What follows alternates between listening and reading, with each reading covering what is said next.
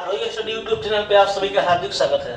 जैसा कि आप देख रहे हैं स्क्रीन पे आरोही क्विज प्रतियोगिता पार्ट 4। इस बार हम लोग आरोही क्विज प्रतियोगिता का चौथा सेशन करने जा रहे हैं। ये पार्ट 4 इस बार हम लोग आयोजित करने जा रहे हैं। इसके पहले हमारा 3 प्रतियोगिता बहुत ही शानदार तरीके से सफलतापूर्वक हम सबने आयोजित किया है। आरोही टीम इसके लिए बहुत ही मतलब की प्रतिबद्ध रहती है इस कार्य के लिए।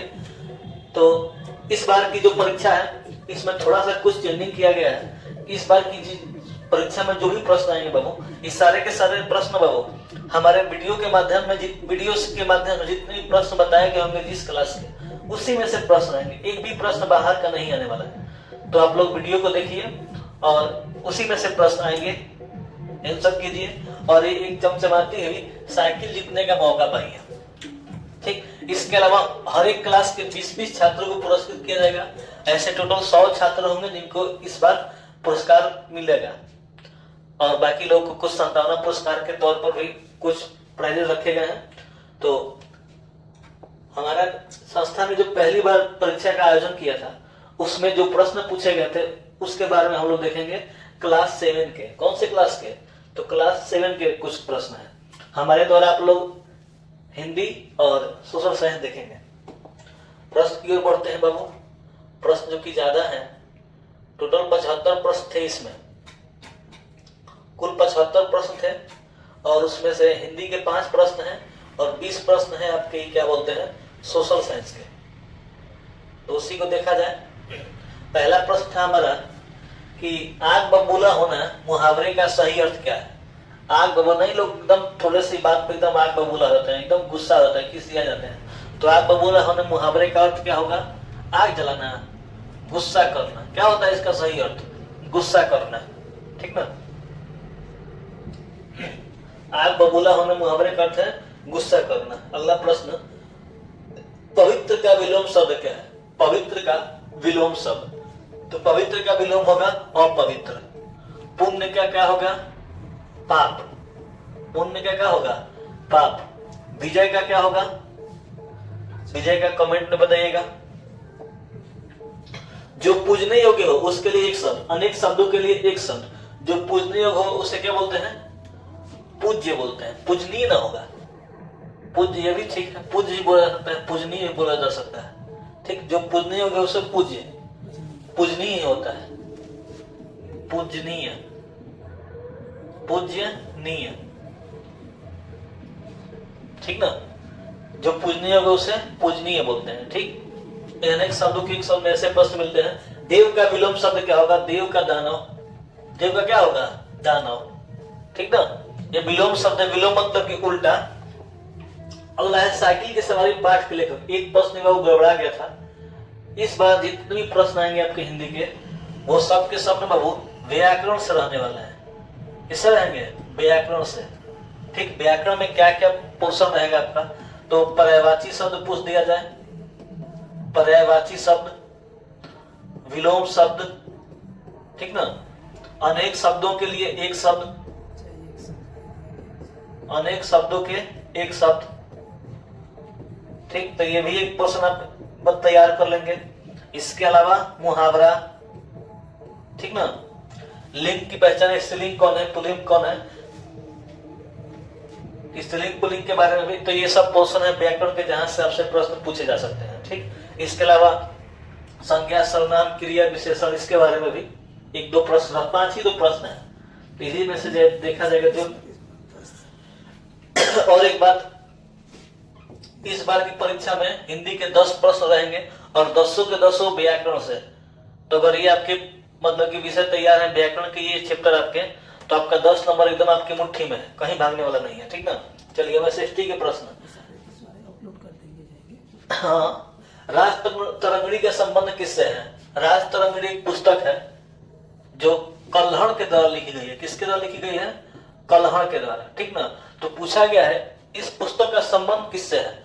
तो मतलब इस पुस्तक में किसके बारे में चर्चा है?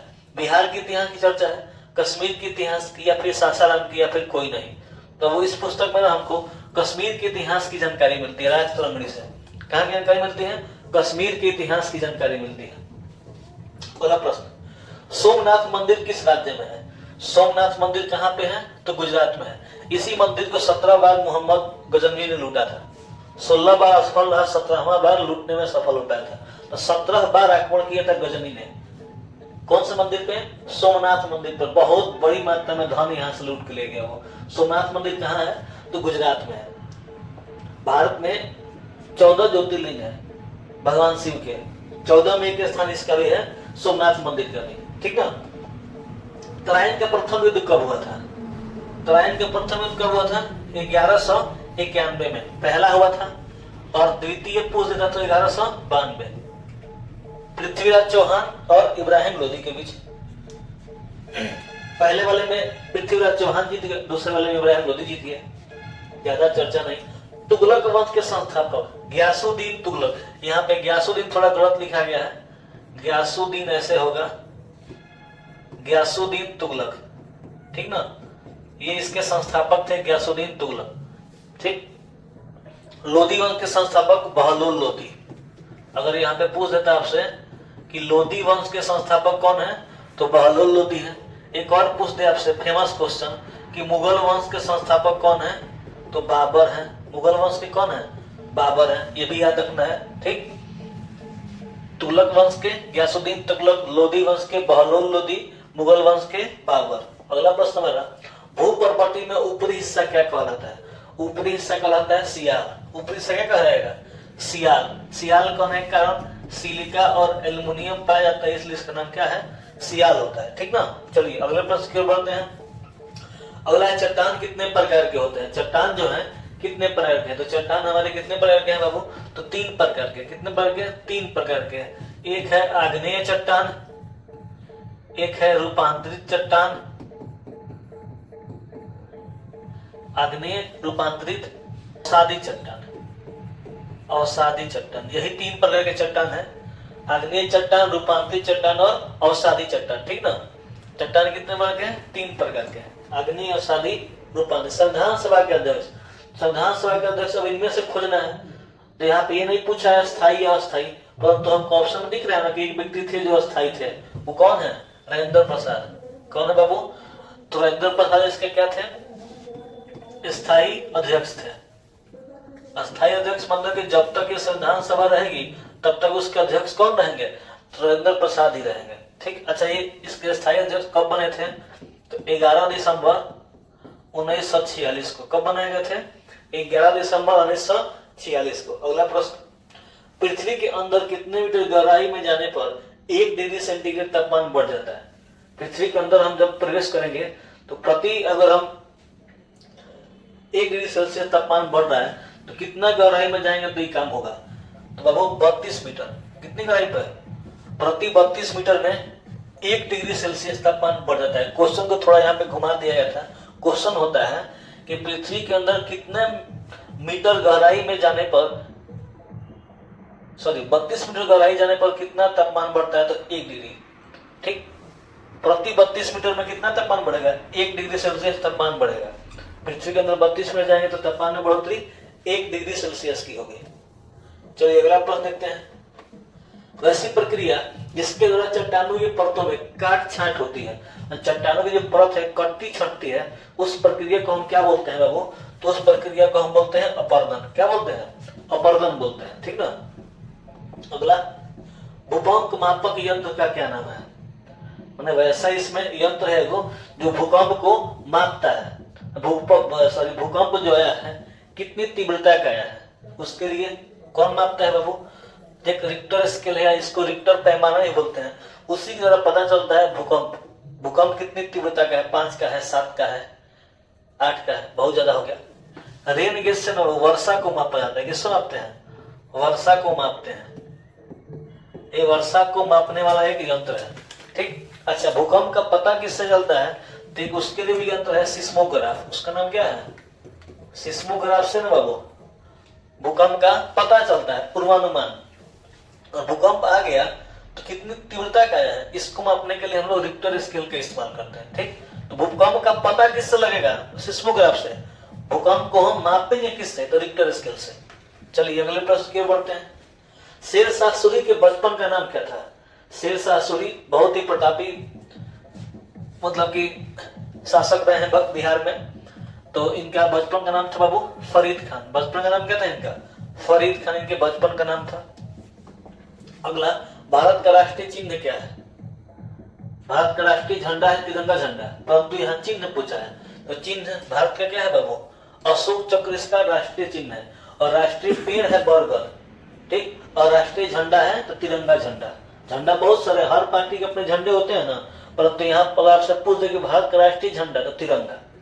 चलिए अगले प्रश्न की ओर। अगला, भारत किस महाद्वीप में है? भारत हमारा एशिया महाद्वीप में है। कौन से महाद्वीप में है? तो एशिया महाद्वीप में। महाद्वीपों की कुल संख्या कितनी है? 7 है। सातों में सबसे बड़ा कौन है? सातों में सबसे बड़ा महाद्वीप कौन सा है? एशिया महाद्वीप है। सबसे बड़ा कौन है? एशिया है। और हमारा देश भी किसमें है? एशिया में ही है। आगे, भारत का संविधान कब बन के तैयार हो गया था? तैयार कब हुआ था? यहाँ ही देखिए क्वेश्चन देखिएगा, तैयार कब है ये पूछा गया है, लागू नहीं पूछा गया। तो तैयार हो गया था 26 नवंबर 1949 को। 26 नवंबर 1949 को बन के तैयार था, लेकिन लागू नहीं हुआ। लागू किया गया 26 जनवरी 1950 को। इस दिन क्या हुआ था? लागू हुआ था। पूछा है तैयार, तैयार कब हुआ था? 26 नवंबर 1949 को तैयार हो गया था। चलिए आगे बढ़ते हैं। अकबरनामा पुस्तक के लेखक कौन है? अकबरनामा, इसमें अकबर के जीवन के बारे में बताया गया है, तो उसके पुस्तक के लेखक है अबुल फजल। यहाँ पे थोड़ा सा दिक्कत है, फजल होगा। अकबर के दरबार में नवरत्न रहते थे, उन्हीं नवरत्नों में से एक थे अबुल फजल। उन्होंने ही अकबरनामा पुस्तक की रचना की थी, ठीक ना। चलिए, अच्छा यहाँ पे पूछ दे, अकबरनामा, अबुल फजल, बाबरनामा। बाबरनामा, बाबरनामा खुद किसने लिखी है? बाबर ने लिखी है, स्वयं बाबर ने लिखा था, आपने याद रखा था, उसका नाम है बाबरनामा। चलते हैं अगले प्रश्न की ओर। संविधान बनाने में कितना समय लगा? कितने दिन में बन के तैयार हुआ? 2 साल 11 माह 18 दिन में संविधान हमारा बन के तैयार हुआ था। पहली बैठक से जोड़ते हैं, और अंतिम बैठक को हम लोग मिल, उसको मतलब कि उस समय को पहली बैठक हुई थी 9 दिसंबर को, अंतिम बैठक हुई थी 24 जनवरी को। तो इसको हम जब घटाएंगे ना, तो आ जाएगा 2 साल 11 माह 18 दिन। 2 वर्ष 11 माह 18 दिन आ जाता है। पहली बैठक ये है, और ये है अंतिम बैठक, ठीक। टोटल समय कितना लगा? 2 वर्ष 11 माह 18 दिन। आगे, राष्ट्रीय जनता दल का चुनाव चिन्ह। पार्टियों का चुनाव चिन्ह भी पूछा जाता है, जैसे कि राजद का चुनाव चिन्ह है इसमें लालटेन छाप। राजद का चुनाव चिन्ह क्या है? लालटेन। कमल किसका है? तो भाजपा नामक एक पार्टी है, भारतीय जनता पार्टी, उसका चुनाव चिन्ह है। पंजा किसका है? तो पंजा है कांग्रेस पार्टी का। पंजा किस पार्टी का है? कांग्रेस पार्टी का। साइकिल किसकी है? साइकिल चुनाव चिन्ह समाजवादी पार्टी का, ठीक ना। ये चुनाव चिन्ह भी आपको याद रखना है, जैसे आम आदमी पार्टी का झाड़ू है, ठीक ना। तो ऐसे ऐसे प्रश्न आपको याद रखने पड़ेंगे। वायुमंडल में ऑक्सीजन की मात्रा कितनी % है? तो 78% तो नाइट्रोजन है। 2%? 21% क्या है? सॉरी सही है, ऑक्सीजन 21%। 0.03% क्या होता है? अच्छा, कार्बन डाइऑक्साइड। चलिए, तो वायुमंडल में ऑक्सीजन की मात्रा कितनी होती है? 21%। कितना परसेंट? 21। 78% क्या पाया जाता है? नाइट्रोजन। भारत में वोट देने की न्यूनतम सीमा कितनी है? माने उम्र, कितने उम्र को हम प्राप्त करेंगे तो वोट देने के लायक बन जाएंगे? 18 साल। कितना साल? 18 साल पे हम वोट देने के लायक बनते हैं। परंतु चुनाव, किसी भी चीज का चुनाव लड़ना है, उसके लिए कम से कम उम्र कितना होता है? 21 साल। आगे, नीफे में तत्व क्या क्या है? नीफे एक तत्व है, कि मान लेते हैं पृथ्वी है, इसी में एगो सियाल, वही बताया था, सबसे बाहरी परत को हम सियाल बोलते हैं। सियाल माने क्या? सिलिका और अल्युमिनियम के चलते उसका नाम सियाल हो गया है। नीफे में कौन कौन होता है? नीफे ऐसे लिखते हैं, तो Ni से निकेल, Fe से लोहा। तो निकेल लोहा दोनों है, तो इसका राइट आंसर क्या होगा? ए और बी दोनों। नीफे में ये दोनों तत्व रहते हैं। तो ये हमारे इंपोर्टेंट प्रश्न थे, जो पहली मतलब कि आरोही किस प्रतियोगिता पार्ट 1 में पूछे गए थे। इसी टाइप से पार्ट 2 पार्ट 3 में पूछे गए हैं, और भी प्रश्न आपको बताएंगे वीडियो के माध्यम से, और उसी प्रश्न से सारे प्रश्न रहेंगे। तो हाँ, और भी वीडियो डाला जाएगा, वही तो बता दिया गया। तो आप लोग वीडियो जरूर देखिएगा, क्योंकि जितने ही प्रश्न आने वाले हैं उसी में से आने वाले हैं, और उसी में से प्रश्न के आपसे वाइवा भी होगा। तो प्रश्न को तैयार कीजिए अच्छे से, और साइकिल जीतने का मौका आप लोग जरूर प्राप्त कीजिए, गवाइए नहीं उसको। कोई एक बच्चा 7th का भी साइकिल जीत जाए, अभी तक केवल 9th और 10th के ही बच्चे जीते हैं। इस पर हम चाहेंगे कि 7th के या 6th या 9th के किसी भी क्लास के जीते। हम सबकी तो इच्छा है कि कोई बच्चा जीते, जितना छोटा जीतेगा उतना ही खुशी की बात है। चलिए मिलेंगे अगले वीडियो में, तब तक के लिए धन्यवाद। वीडियो अच्छा लगे दोस्तों में शेयर जरूर कीजिएगा, लाइक करना मत भूलिएगा। मिलते हैं अगले वीडियो में, तब तक के लिए धन्यवाद।